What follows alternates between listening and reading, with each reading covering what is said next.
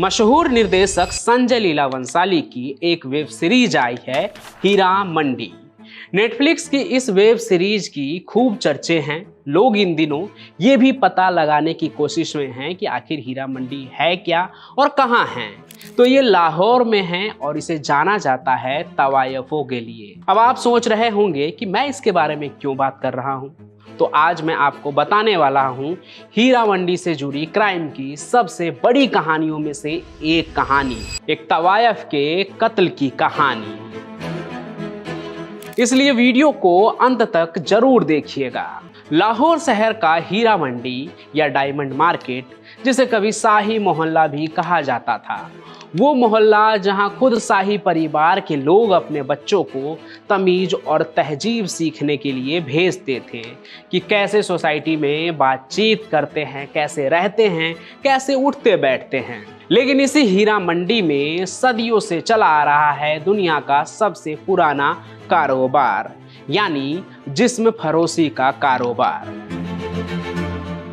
इस हीरा मंडी की कहानी वही है जो दिल्ली के अजमेरी गेट के पास रेड लाइट एरिया की है।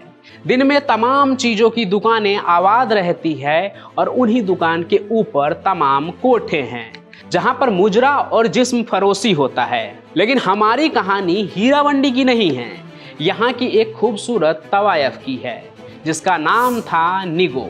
उसके मुजरे के लोग इतने दीवाने थे कि बड़े बड़े नवाब अमीर खानदान के लोग वो सब खास तौर पर इस हीरा मंडी में सिर्फ उस बेहद खूबसूरत निगो के लिए आते थे। हालांकि उसका नाम असली नरगिस था, लेकिन प्यार से लोग उसे निगो ही बुलाते थे। तो ये निगो का दौर था और इस निगो के वजह से ही हीरा मंडी की बड़ी चर्चे हुआ करते थे। उसकी खूबसूरती के, उसके अदाओं के, उसके डांस के लोग दीवाने थे एकदम। और पूरा मंडी एक तरह से कहे तो निगो की वजह से ही आबाद हुआ करता था। उस समय ही बाद में फिल्मों का दौर आया, लेकिन उस जमाने में कोई महिला या लड़की फिल्मों में काम करने को तैयार नहीं होती थी। आज की तरह मामला नहीं था। उस समय फिल्म को बहुत ही बुरी चीज़ मानी जाती थी। तब तो हीरोइन की भूमिका भी मर्द निभाते थे, लड़कियों का कपड़ा पहनकर, या फिर हीरोइन के लिए रेड लाइट एरिया को देखा जाता था। वहाँ की किसी वैश्या से कहा जाता था उस किरदार को निभाने के लिए। तो एक प्रोड्यूसर थे और उन्हें एक हीरोइन की तलाश थी, लेकिन कोई भी हीरोइन का काम करने को तैयार नहीं थी। एक रोज वही प्रोड्यूसर हीरा मंडी पहुंचते हैं और देखते हैं कि जिस कोठा पर निगो का डांस हुआ करता था, जहां वो मुजरा करती थी, उसके नीचे ही सबसे ज़्यादा भीड़ थी हमेशा की तरह। तो उन्होंने देखा कि इतनी भीड़ क्यों है यहाँ। फिर भीड़ का हिस्सा बनकर वो खुद भी कोठे पर पहुँच गए और उसके बाद उन्होंने वहाँ पर निगो का मुजरा देखा। देखकर वो इतने प्रभावित हुए कि उसकी खूबसूरती, उसकी अदाएं, उसके डांस पर वो फिदा हो गए। उन्होंने फौरन ही तय कर लिया कि अपनी अगली फिल्म में वो निगो को ही लेंगे। इसके बाद उन्होंने निगो से बात भी की। निगो भी हीरा मंडी से निकलना चाहती थी, इसलिए वो फौरन ही मान गई। इसके बाद 1964 में पहली फिल्म नरगिस को मिली जिसका नाम था इसरत। और इस इसरत फिल्म में जो उसका पूरा डांस सीक्वेंस था वो देखते ही देखते पाकिस्तान में बहुत मशहूर हो गई।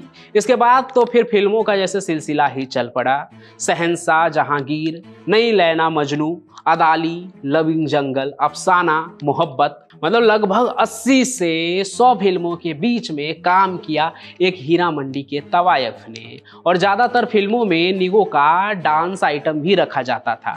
अब निगो एक बहुत बड़ी स्टार हो चुकी थी।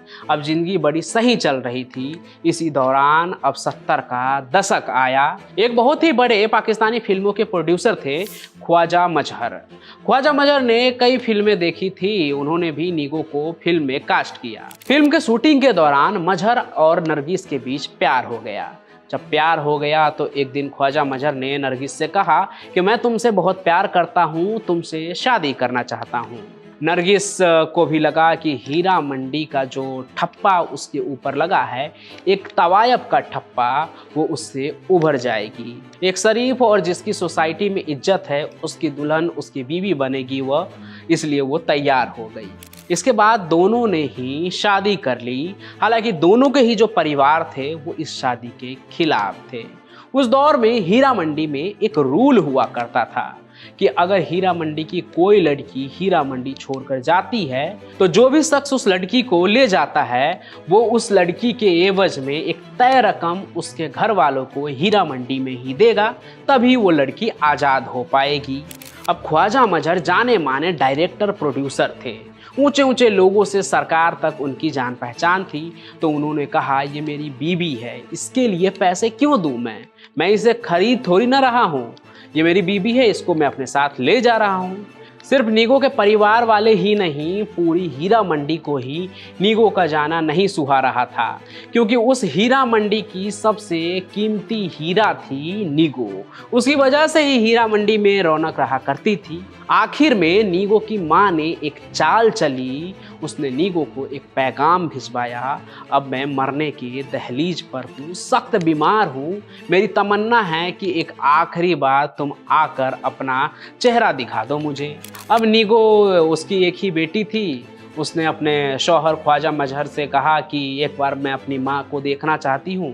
ख्वाजा मजहर ने भी इजाज़त दे दी, क्योंकि बात माँ की थी। अब नीगो ने वहाँ जाकर देखा तो माँ बिल्कुल ठीक थी, लेकिन बीमारी का एक्टिंग कर रही थी। लेकिन माँ और परिवार वालों के कहने पर वो कुछ दिन वहीं रुक जाती है।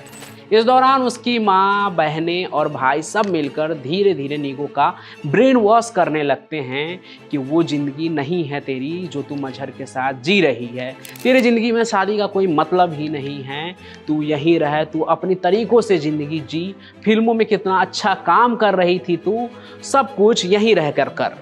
अब दिन कई गुजर गए। मजहर ने फ़ोन किया कि कब लौट रही हो, माँ की तबीयत कैसी है, तो वो बार बार बुलाता रहता और नीगो टालती रहती, क्योंकि उसका तो ब्रेन वॉश हो चुका था। ऐसे ही काफ़ी वक्त बीत गया। अब मजहर को भी लगा कि ये क्या मामला है। फिर 5 जनवरी 1972 की बात है।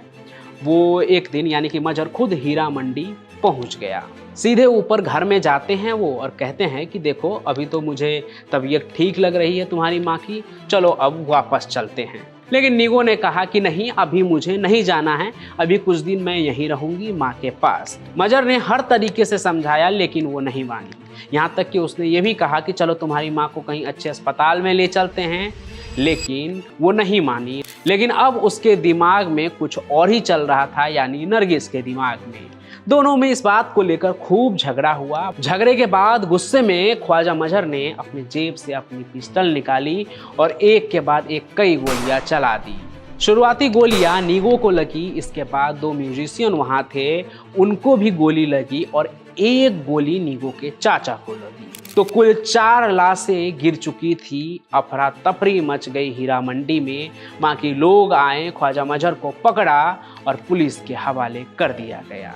लेकिन नीगो तब तक दम तोड़ चुकी थी, जिसके बाद नीगो को उसी लाहौर में हीरा मंडी के करीब कब्रिस्तान में शाही मोहल्ला में ही दफना दिया गया।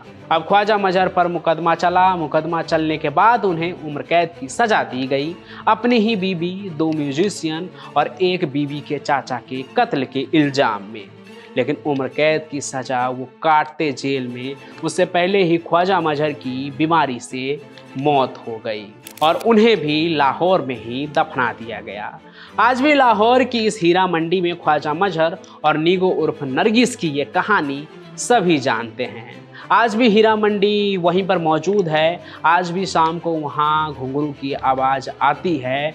आज भी दिन में वो पूरी एक मंडी जहाँ दुकानें हैं, लेकिन शाम को एक बाज़ार सजता है। वैसे अब ये कारोबार इतना गुलजार नहीं है और वहाँ काम करने वाली तमाम तवाइफों के दिन बड़ी गरीबी में चल रहे हैं। बाकी यही थी लाहौर के हीरा मंडी की वो कहानी जिसमें एक क्राइम का एंगल था। तो सोचा क्यों ना ये कहानी आप तक लेकर आऊं।